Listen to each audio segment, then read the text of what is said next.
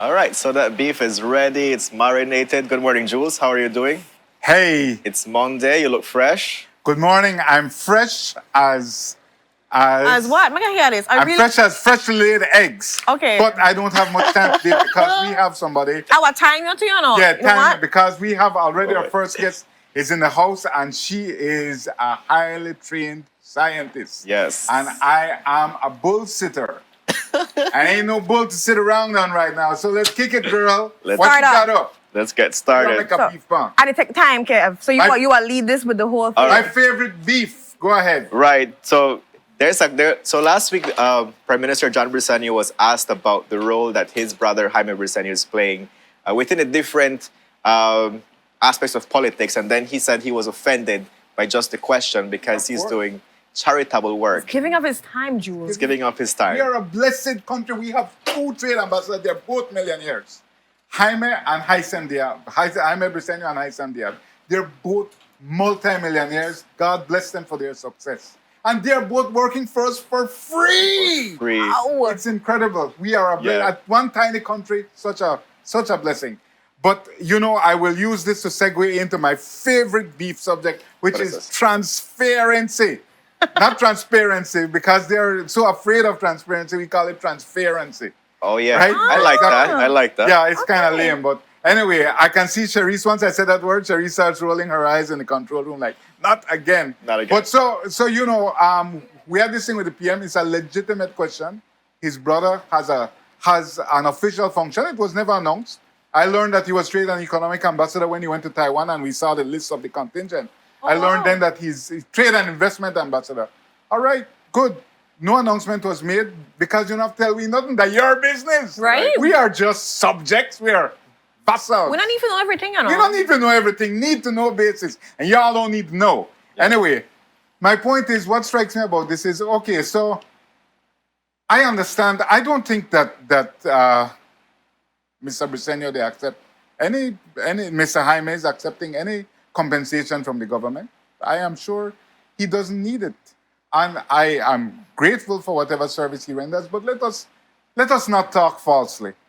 The point is that he is, as ambassador for trade and investment, he is positioned at the headwaters of the economy, at the commanding heights of the economy. He is a business person. This allows him an advantage. I can see. And he has positioned himself for that advantage. But I can't be told that a millionaire works for free. I understand he's not working for direct compensation, but it's insulting to us. He feels insulted, I feel insulted. Man, nobody no work for free. I am saying how he's able to position himself. He's able to Yeah. to gain maybe, some maybe he's not advantage getting a from that. monetary compensation, but he's getting compensated in some other way. Like Yes, Yeah. even if it's just for having a positional advantage at the commanding heights of the economy. Right. And there's nothing wrong about that.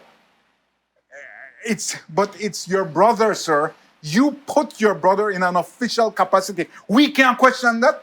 Honor the royalty. And he had the audacity to tell Courtney Menzies, if you would take the time to know my brother.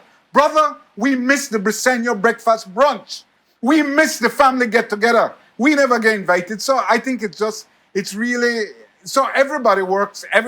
He's constantly bringing up how much the Dean Barrow's family made. Legit lawyers, how much they made from the government. Last week he brought up falsely how much he claimed my father made when he was in public life. Fine, everybody's working for money. But no. You can't talk about St. Jaime. No, sir. You put Jaime in an official capacity. We would never talk about St. Jaime. But you put Jaime in so we have to ask. It is our duty. And that brings us to the other issue. So after he gets insulted, then he gets sullen. We don't know boyfriend and girlfriend. We are not. Man, you can't get vexed with we if you do for we job. So then he flips the switch, and the rest of the interview, he got to one word. You understand this in a relationship, right? You know, when people in a relationship have a difference, after a dispute, you become sullen. The man became sullen on us. You can't become sullen for we. We don't know your girl, we don't know your boy. We are doing our job seeking information in the public interest. Yeah. But There is contempt for this, but it's this situation you want. Why do you want this? Because you don't have press conferences. You don't have press conferences, so it has to be, as you say, gimme. It has to be that every occasion we catch a prime minister on, we have to jack him up with as much questions as possible because he not give press conference, because he does not believe in an information society. You have to get He does not information believe in a somewhere. model where there's a free flow of information. He believes in, I did do this, need to know basis. I tell you when you need to know. You all don't need to know nothing.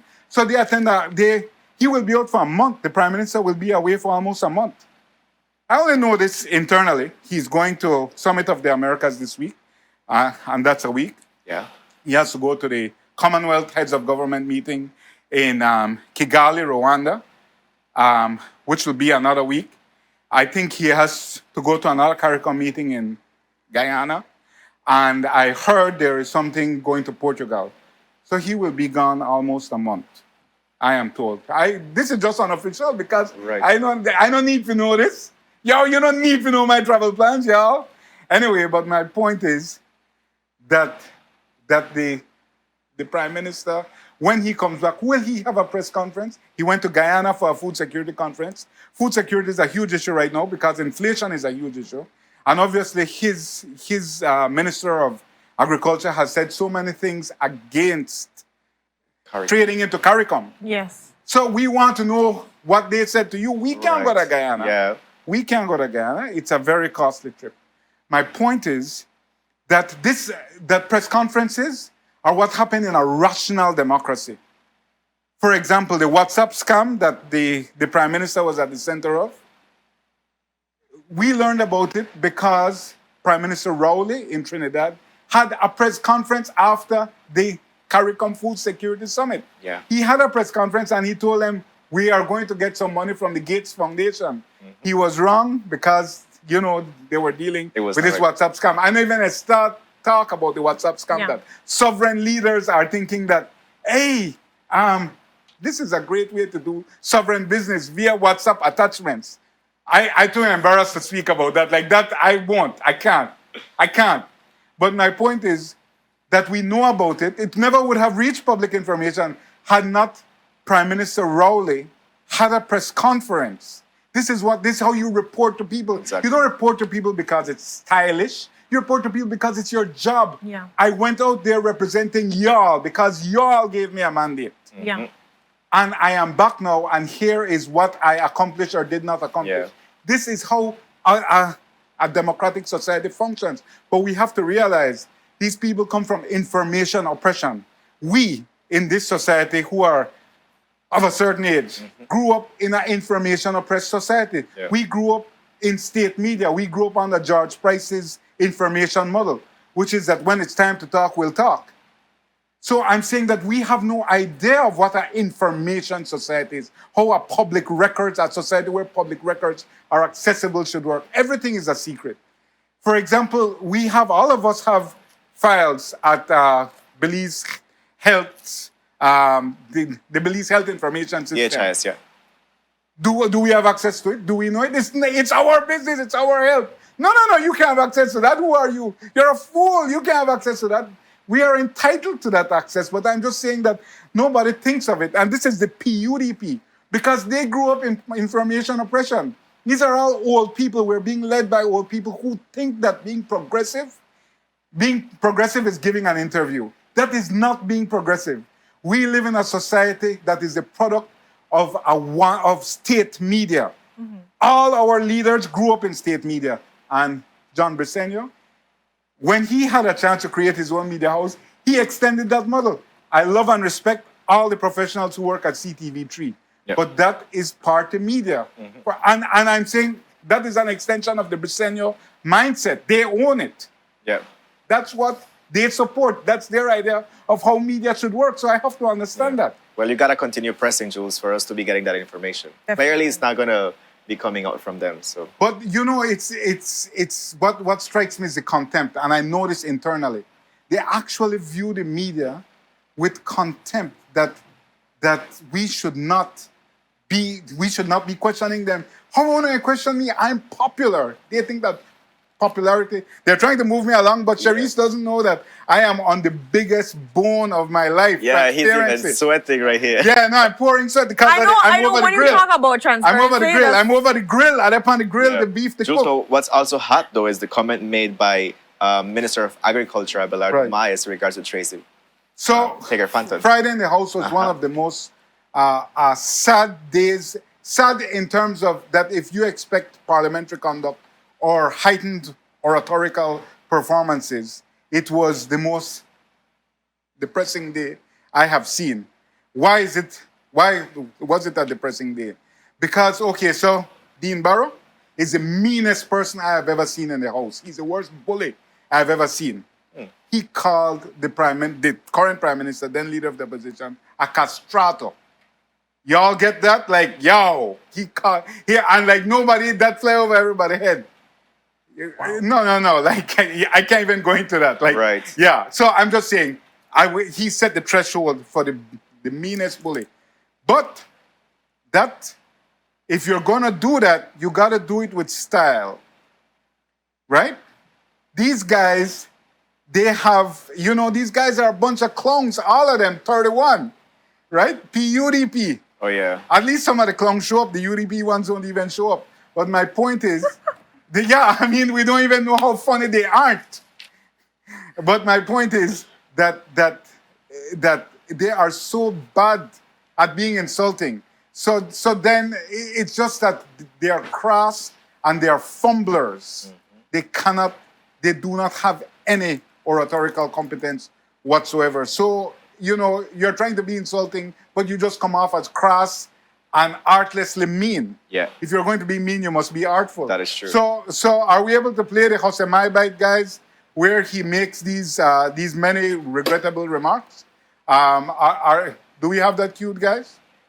Yeah? Okay, so Abdul, can we run that? Confusing the sensation to pee and to poo-poo.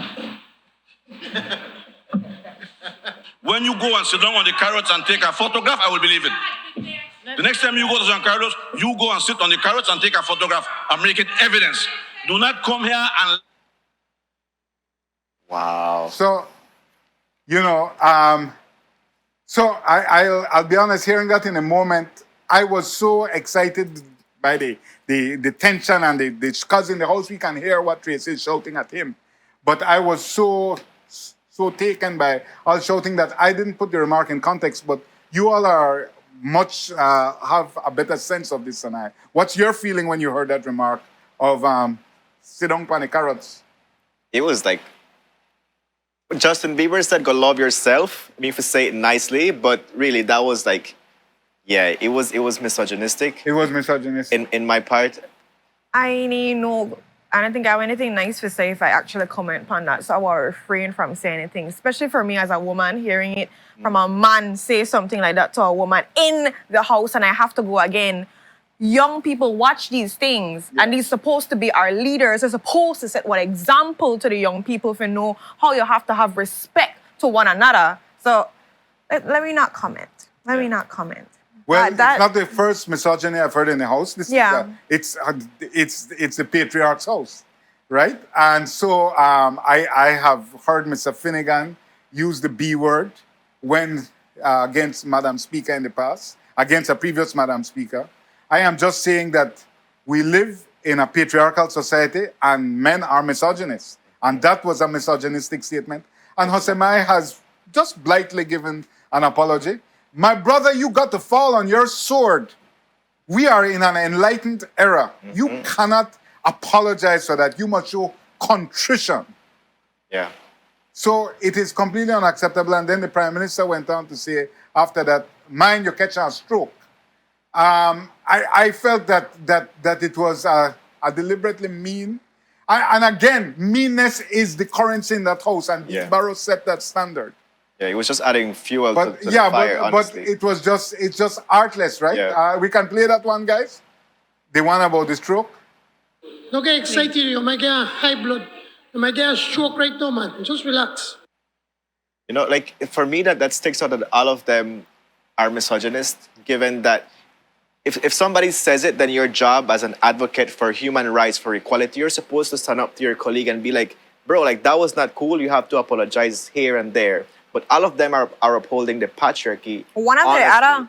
Because even like, let's say somebody was to say something homophobic at me, you cannot be like, oh, I am supportive of equality because you have a gay friend. But no, you're supportive of equality if you stand up for that person that doesn't have a voice. And clearly, all of them are upholding the patriarchy and are misogynist. Even the women that were there that from the PUP that didn't say anything, right? You're just going with the status quo of how things work in the house. And I am like, you really, everybody just gets an F. Yeah, total F. Yeah, so that, but he has to do some greater act of contrition. He has to walk like a mile in stilettos, like like that. That's the only thing. Pa San Carlos Road, he has to put on high-heeled shoes and walk a mile. That's Will what I he would do suggest. anything? He won't do Nothing nothing. nothing We at popular, all. girl. You know how much village council we to win? This is a popularity contest. This ain't a democracy. Good. Move on. I'm moving on quick because my time is up. And we see Tracy's post. She said it very clearly. It is not funny. It is not a little thing. It is not parliamentary. It's definitely not acceptable. I will say this just as a political observer. I will say this. Tracy Tager Panton is a gamer. She knows how to play the game. Yeah. She has been wronged, undoubtedly. You are right. But she gonna milk this for all it's worth. And that's the game of politics. Yeah. Tracy, Yeah. with due respect, I don't think she could take offense at this point. Dude, she got in a leadership fight and shine. I don't know anybody who plays their tail and shine. Not that true. I'm just saying, she could take lick. And it was Yeah. no doubt misogynistic what was targeted at her, but she can handle it. Good. Moving on, because I know I'm being pushed off the set. So quickly, BTL acquires Alternative Networks Limited. God bless them.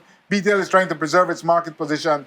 But what concerns me is that I don't know the price. They didn't disclose the price. Eventually, I imagine we'll find out. I'm told it's $4 to $6 million that they spent on acquiring this fairly small cable company, but their technology makes them interesting. BTL will be able to deliver 4 types of services, wireless to your home. You'll buy a bundle, or that's how they foresee it. Cable, which nobody watches, Broadband. data, Yeah. broadband, and also home fixed phone. But my point is that they're talking these huge sums of money, but nobody's talking about us. Us, right here, Channel 7, Channel 5, Love, Creme, Plus. They're not talking about local content providers who are selling our content to them for nothing. So I'm saying that millions of dollars are involved in this war. And HBO, ESPN, Discovery, they're all being paid for content by the Belizean cable operators, by the same company. And local operators are not being paid. Yes, I hear you. Channel 7, the only commercial arrangement we have is with Alternative Networks, and we praise them for that. It is, however, a pittance compared to what they pay for content from abroad. And you have the world upside down. This is an inversion of all logic. Because how can we are what people tune in to cable for, not all the local content creators. That's what they tune into cable for. That's the only comparative advantage that cable has over the internet, where you can steal everything, That's true. right? You can't steal 7 News or Sun Up or Uncut. I'm just saying that on this week, for the first time, the broadcasters, Channel 5, Channel 7, Love, Creme, we are all coming together, and plus, we're all coming together to form a unified position because they There have we to go. negotiate with us. Yeah, I was about to ask you because that was a conversation that you had at some Right. point, trying to build a union of the different TV companies. Yeah, and it's hard because we're always in competition, but we're all, we're fighting for survival right now. And you see these huge transactions, and it's like nobody is thinking about us. And we, to me, I have a biased perspective, but we are the cornerstone of the only reason why somebody would still want to get cable. So I'm told that we're time's up, and we have a very important guest with limited time.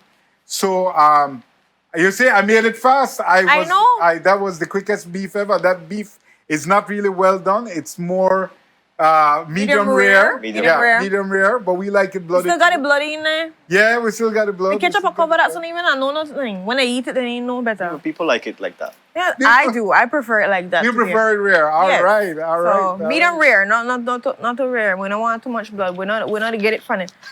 Just like that. But thank you so much, Jules, for having this conversation with us. We know you get passionate about some specific things, and as that, guys, we're gonna go to our first commercial break. When we're back, we're gonna be so she has a very long fancy name, and I do not want to mess it up at all, but I will say some of it, not all of Oh, it. yeah. So we have Dr. Keisha Melody McSweeney, and then Gusto. Gusso. So yes, I did it. I'm proud of myself. I'm very proud of myself, and she's here beautifully waiting for us. And so we're going to be talking about her journey, where she's now, and the motivation for young people in Belize. So stay tuned for that exciting conversation, because she definitely has a track record. She's been doing amazing things, and you're going to get to learn a lot about her. So stay tuned. But quickly, we got with science. She's a scientist. On Uncut this week, it's all scientists. We have a architect and roboticist, Hakim Hassan, a Belize City boy, and we have Dr. Percival Shaw. We'll be talking about STEM, how kids can get into STEM, what are the opportunities, what are the possibilities, and she's talking about the same thing. I know she did that at the SCA graduation. So we really want to have students thinking outside the box and see from beyond that little straw which society confines you to view the world. So Uncut, Sun Up, it's all coming together, STEM. I love it, man. Dynamic conversation. Yes. You're drilling. I'm drilling. All right, but be nice to nobody's supposed to walk off your set. So with that, guys, we go to our first commercial break, and we'll be right back. Stay tuned.